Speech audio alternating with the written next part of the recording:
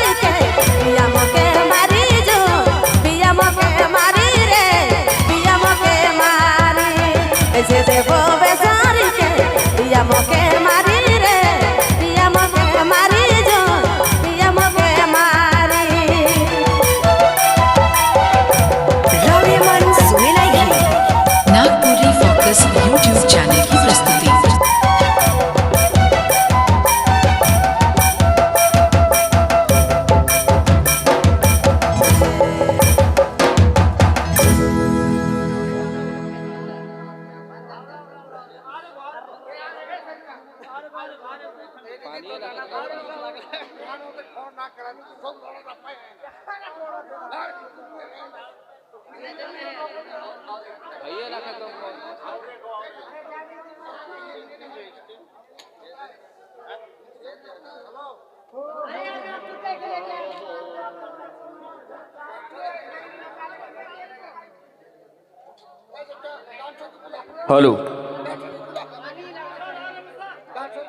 जी जी जी जी।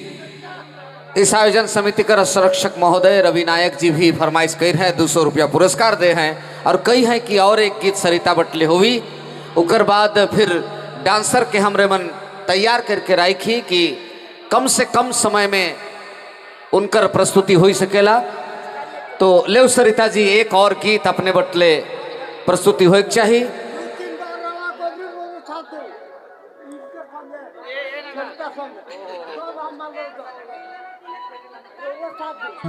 देखो हमरे के देखो रौरे रौरे यार हमें जोड़िया आदमी है कि समझ लो। तो बूढ़ा आदमी के अब संग देख कहब तो कहाँ मुश्किल है। ठीक है कोशिश करब कि अगर कभी संग देख लेखन लागी तो जरूर संग देव हम।